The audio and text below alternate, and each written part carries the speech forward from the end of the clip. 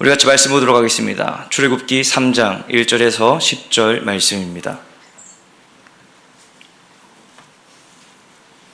출애굽기 3장 1절에서 10절 말씀입니다. 출애굽기 3장 1절에서 10절 말씀 교독하도록 하겠습니다. 제가 먼저 읽도록 하겠습니다. 모세가 그의 장인 미디안 제사장 이드로의 양떼를 치더니 그 떼를 광야 서쪽으로 인도하여 하나님의 산 호렙에 이르매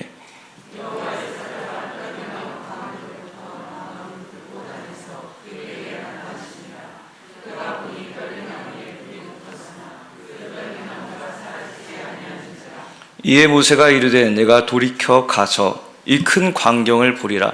떨기나무가 어찌하여 타지 아니하는고 하니 그때에 그가 보려고 돌이켜 오는 것을 보신지라. 하나님이 떨기나무 가운데서 그를 불러 이르시되 모세야 모세야 하시매 그가 이르되 내가 여기 있나이다.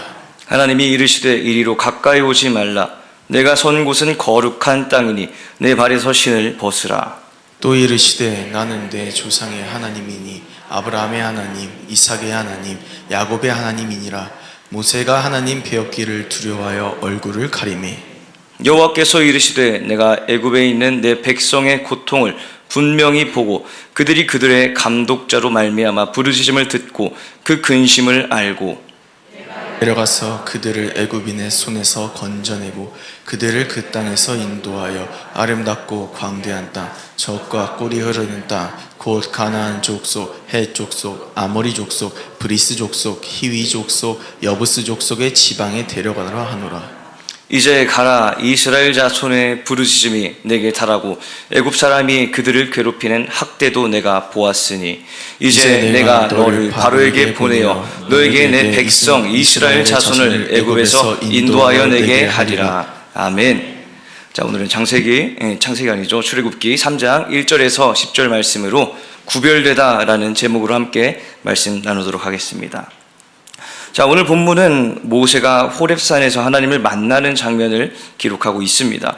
불에 타지 않는 떨기나무를 보고 기이한 현상이 일어났다고 생각하던 때에 하나님께서 모세를 부르시고 모세를 만나시며 모세를 사용하시겠다고 약속하신 내용이 바로 오늘 본문에 기록이 되어 있습니다.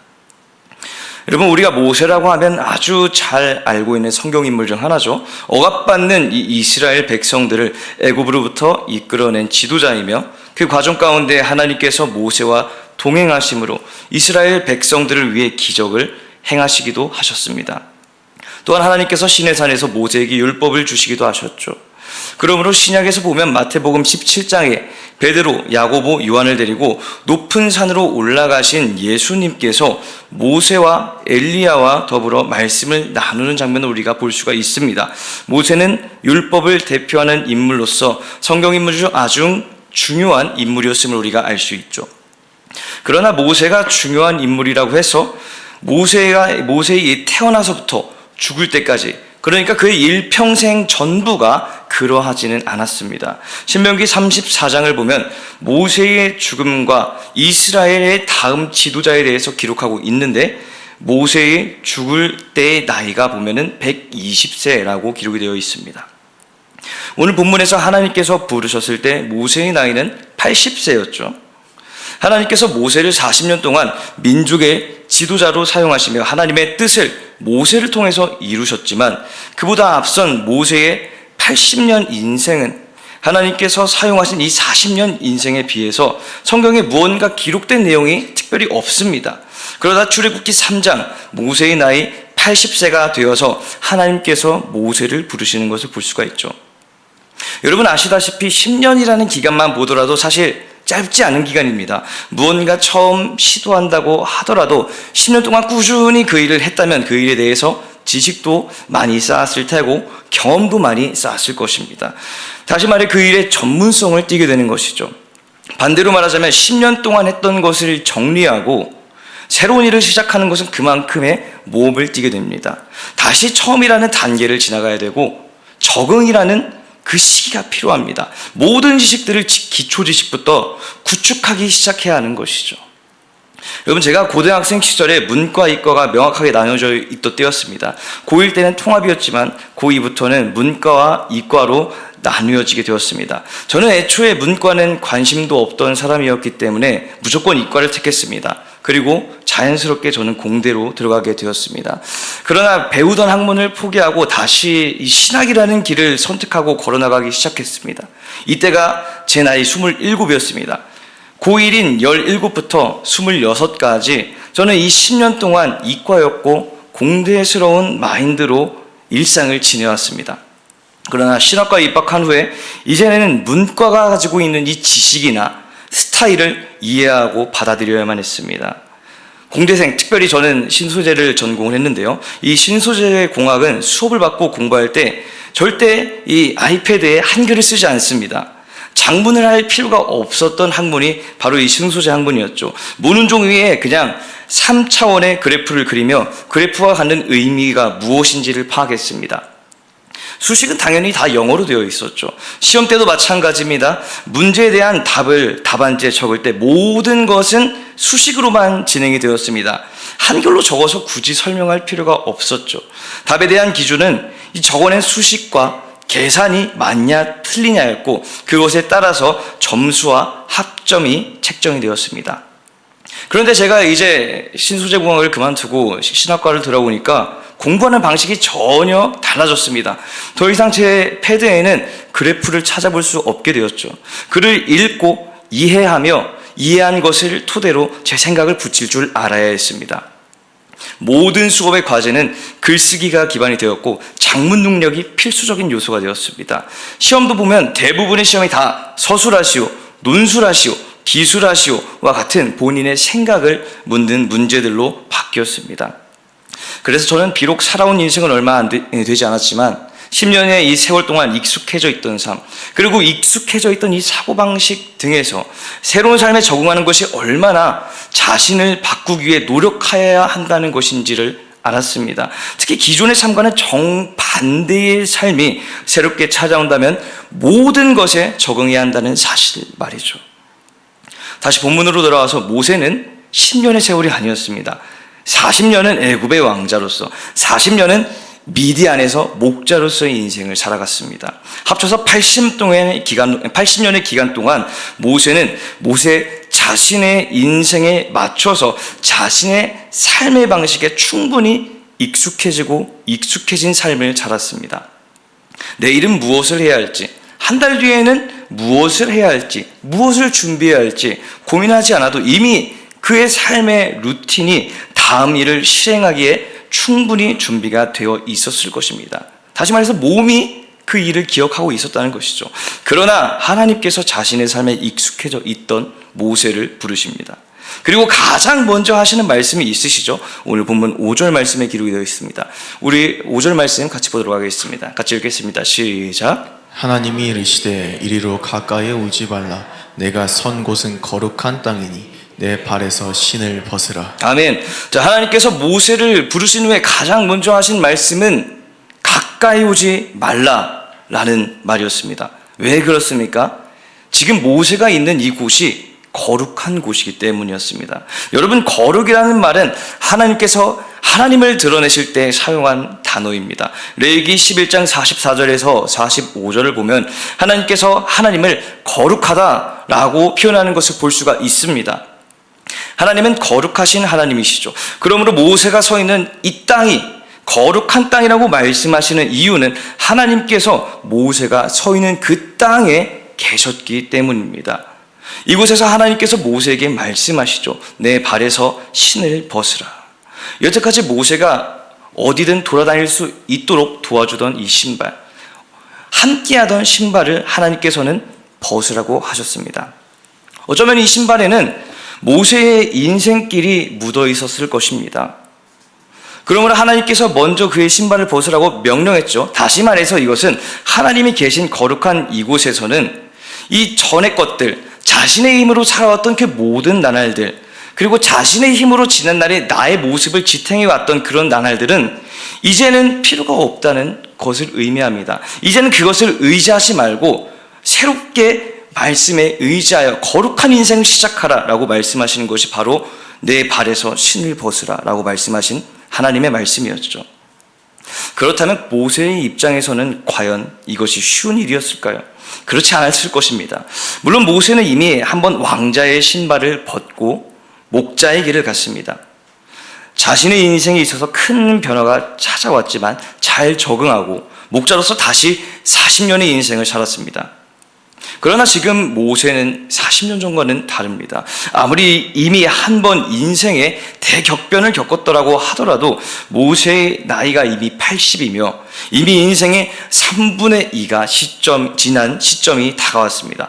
모세의 청춘이라고 불리우는 시절, 지금 시작하면 늦지 않을 것이라고 생각하며 노력과 열정을 부었던 시절이 40년 전에는 그래도 가능하고 괜찮았지만 지금은 아니라는 것이죠. 이제는 변화보다는 안정을 추구해야 될 나이가 되었습니다. 새로운 도전보다는 있는 그대로를 유지하기를 원할 나이가 바로 이 나이대라는 것이죠. 그럼에도 불구하고 모세는 자신의 신발을 벗고 하나님의 거룩한 땅에 섰습니다. 자신이 여태까지 걸어오며 모세란 이런 사람이다 라는 이 족적들을 남겼던 것들이 이제는 모세의 정체성을 설명할 수 없게 되었습니다. 그 신발을 벗었기 때문이죠. 하나님께서 부르시고 거룩한 땅의 섬으로 하나님이 중심이 된 삶이 이제는 모세라는 사람이 누구인지를 드러내게 되는 순간이었습니다. 그렇습니다. 하나님이 거룩한 땅에서 모세가 자신의 신발을 벗을 때와 같이 우리의 신발을 벗을 때 우리는 비로소 구별되기 시작합니다. 왜 그렇습니까? 신발을 벗은 그 자리가 거룩한 자리이기 때문입니다. 하나님께서 함께 하시는 자리이기 때문입니다. 이제는 우리의 삶이 우리 자신에 통치하는 것이 아니라 하나님의 거룩하심이 우리를 통치하기 시작하시기 때문입니다. 이전과는 전혀 다른 새로운 삶이 그 거룩함 안에서 시작되기 때문입니다. 그러나 신발을 벗는 것이 쉬운 일일까요? 그렇지 않습니다. 신발을 신고 걸어왔던 옛 모습을 보면 그곳에 내 자신의 모습이 보이기 때문입니다. 오히려 신발을 벗는 것은 어색합니다. 나의 모든 생각, 모든 행동, 모든 습관, 모든 발자취가 나라는 이 정체성을 확립시켜줬는데 그것을 벗어버린다면 도대체 나라는 존재는 무엇인가 하는 혼란을 가져오기 때문에 우리는 어색할 수밖에 없습니다. 그래서 구별되기 위해 필요한 것은 온전한 자기 비움입니다. 이전에는 분명 인생에 무엇인가 하나님보다 앞서려는 것이 존재했을 것입니다. 어떤 사람에게는 돈이 가장 가치 있었을 수도 있고요. 어떤 사람에게는 건강이 됐을 수도 있습니다. 어떤 사람에게는 인간적인 그런 관계가 되었을 수도 있으며 어떤 사람에게는 유흥과 오락이 하나님보다 더 앞섰을 수도 있습니다. 그러나 온전한 자기 비움이 있은 후, 다시 말해서 그 신발을 벗은 후에 나라는 사람은 다시 정의가 되어야 됩니다. 돈이 나를 설명할 수 없고 건강이 나를 드러낼 수가 없습니다. 폭넓은 인간관계를 가졌다는 것이 아무런 의미가 없어지고 유흥과 오락이 내 삶을 지배하지 못하게 됩니다. 거룩한 곳의 섬으로 말미암아 나는 죽고 예수로 사는 삶, 하나님이 내 인생의 전부인 삶, 이것이 하나님의 거룩함을 입은 자인 그리스도인의 삶, 그것이 이 거룩한 땅, 신발을 벗은 자 앞에서 시작이 되는 것이죠. 여러분, 이것을 잘 설명하고 있는 말씀이 마태복음 19장 16절 이하에 기록이 되어 있습니다. 여기서는 재물이 많은 청년이 예수님께 와서 질문하는데 그의 질문은 영생을 얻고 싶습니다 였습니다. 자신이 가지고 있는 재산이 많았죠. 이 청년은 게다가 재산만 많은 것이 아니었습니다. 누가복음 18장 18절 이하의 말씀에서도 이 재물이 많은 청년에 대해서 동일하게 다루고 있는데 이 청년을 청년이라고 설명하지 않고 관리라고 설명을 하고 있습니다. 사회적인 지위도 있었습니다. 그러나 그 모든 것을 가졌어도 설명되지 않고 이해되지 않는 한 가지가 바로 영생에 관한 것이었습니다. 예수님께서 청년에게 계명을 지키라고 말씀하시죠. 간음하지 말라, 살인하지 말라, 도둑질하지 말라, 거짓 증언하지 말라, 부모를 공경하라 라고 말이죠. 그러나 이 청년은 이 모든 것을 다 지켜왔다고 말합니다. 그 이야기를 듣고 예수님께서 뭐라고 말씀하십니까? 마태복음 19장 21절 말씀이죠. 내 소유를 팔아 가난한 자들에게 주라. 그리하면 하늘에서 보화가 내게 있으리라. 그리고 와서 나를 따르라. 청년은 근심하고 슬퍼하며 절망할 수밖에 없었습니다. 여태까지 이 청년을 설명할 수 있었던 것은 바로 재물이었기 때문입니다. 어딜 가든지 재물이 많다는 것은 이 청년에게 마치 수식어와 같이 따라붙었습니다. 그의 정체성을 정의할 수 있었던 것은 그가 가지고 있었던 수많은 재물이었습니다. 예수님께서 이후에 제자들에게 말씀하셔서 이렇게 말씀하시죠. 내가 진실로 너에게 이르노니 부자는 천국에 들어가기가 어려우니라. 이렇게 말씀하신 이유가 마태복음 19장 29절에 더 자세하게 기록이 되어 있습니다. 우리 한번 마태복음 19장 29절 말씀을 같이 읽어볼까요? 같이 읽겠습니다. 시작. 또 내 이름을 위하여 집이나 형제나 자매나 부모나 자식이나 전토를 벌인 자마다 여러 배를 받고 또 영생을 상속하리라. 아멘. 자, 이것이 무슨 뜻입니까? 글자 그대로 부모를 버리라 라는 말은 아니죠. 예수님은 분명 계명에서 부모를 공경하라고 말씀을 하십니다. 이 뜻은 자신에게 있는 가장 가치 있는 것, 자신의 정체성을 나타내는 것을 버리고 예수 그리스도의 이름을 위하여 사는 자는 영생을 얻을 수 있을 것임을 말씀하시는 것입니다. 세상 그 어느 것으로도 예수님을 대신할 수 없음을 알고 예수님을 만나기 전에 자신의 모습을 버리라는 말씀이 이 말씀이죠. 삭개오가 그렇게 행하지 않았습니까? 예수님이 오시기 전 삭개오는 세리장이었습니다. 모든 이들의 손가락질을 받고 비난을 받았음에도 아랑곳하지 않고 자신의 부를 쌓아온 자입니다. 그런데 예수 그리스도를 영접하고 어떤 일이 벌어집니까? 부자라는 것이 더 이상 자신의 자랑이 아니며 자신을 상징하지 않게 됩니다. 오히려 자신의 재산을 나눠주죠.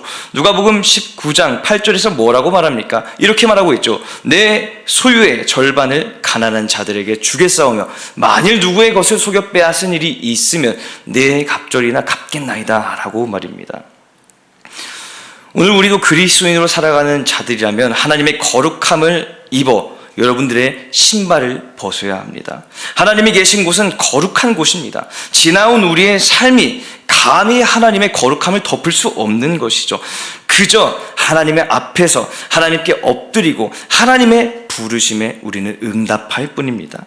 여러분 이 말씀을 기억하시고 오늘도 거룩한 그 땅에서 여러분들의 신발을 걷고 겸허하게 하나님의 말씀을 받으면서 그 말씀에 따라 순종하시는 여러분 되시고 주님의 이름으로 축복합니다. 하나님께서 모세의 정체성을 새롭게 규명하셨습니다. 이제는 40년 동안 목자로 살아왔으나 더는 양과 염소를 치는 목자가 아니요 사람을 이끄는 이스라엘의 지도자로 모세를 세우셨습니다. 그리고 모세에게 말씀하십니다. 우리 7절과 8절 말씀 같이 한번 읽어보도록 하겠습니다. 오늘 본문 7절 8절 말씀입니다. 시작. 여호와께서 이르시되 내가 애굽에 있는 내 백성의 고통을 분명히 보고 그들이 그들의 감독자로 말미암아 부르짖음을 듣고 그 근심을 알고 내가 내려가서 그들을 애굽인의 손에서 건져내고 그들을 그 땅에서 인도하여 아름답고 광대한 땅 젖과 꿀이 흐르는 땅 곧 가나안 족속, 헷 족속, 아모리 족속, 브리스 족속, 히위 족속, 여부스 족속의 지방에 데려가려 하노라. 아멘. 자, 요셉으로 인해서 이스라엘 자손들이 애굽에 들어온 후에 시간이 흐를수록 그 자손은 번성하고 번성했습니다. 수가 매우 많아서 애굽의 위협이 될 정도였습니다. 그래서 애굽의 정치 결정권자들은 이스라엘 자손들에게 고된 강도의 노동을 시킵니다. 그 예를 보면 출애굽기 1장 14절에 이렇게 기록이 되어 있습니다. 흙 이기기와 벽돌 굽기와 농사의 여러 가지 일들을 이 이스라엘 자손들에게 행했습니다. 여기서 그치지 않았죠. 애굽 사람들은 이스라엘 자손들을 학대했습니다.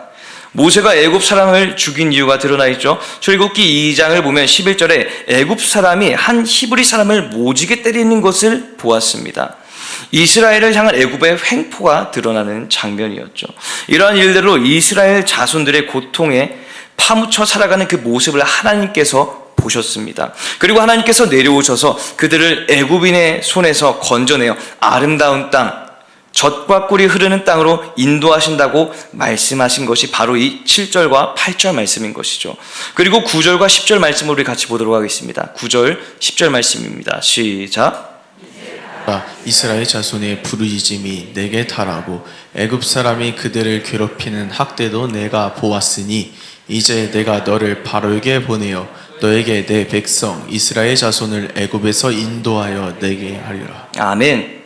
자, 여러분들 7절과 8절 말씀을 읽고 9절을 읽었을 때 무언가 이상하다라는 생각이 혹시 드셨습니까?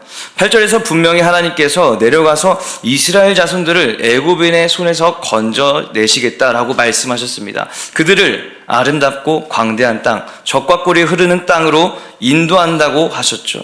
그런데 9절에 와서 모세에게 뭐라고 말씀하십니까? 네가 가라 라고 말씀하십니다. 참 아이러니하죠?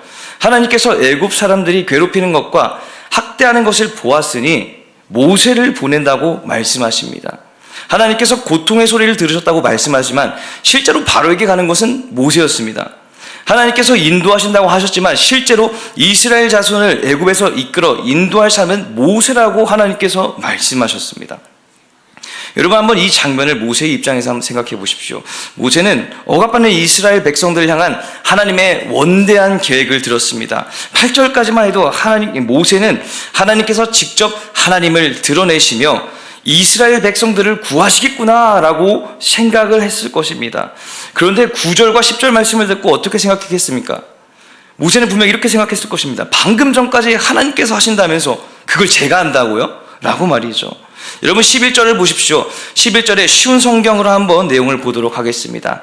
11절 말씀 같이 보겠습니다. 시작. 그러자 모세가 하나님께 말했습니다. 제가 누구인데 그런 일을 합니까? 어찌하여 제가 파라오에게 가서 이스라엘 백성을 인도해 내야 합니까? 아멘. 자, 당연히 모세도 이렇게 생각을 했습니다. 제가 그걸 어떻게 합니까? 제가 그걸 왜 해야 합니까? 하나님께서 하시면 되지 어떻게 제가 그것을 감당할 수 있겠습니까? 그 마음 가운데 엄청난 부담감도 들었겠지만 하나님께 불평하는 소리도 분명히 들어 있었을 것입니다. 그러나 하나님께서 12절에 이렇게 말씀을 하시죠. 12절 말씀 같이 보겠습니다. 시작. 이르시되 내가 반드시 너와 함께 있으리라.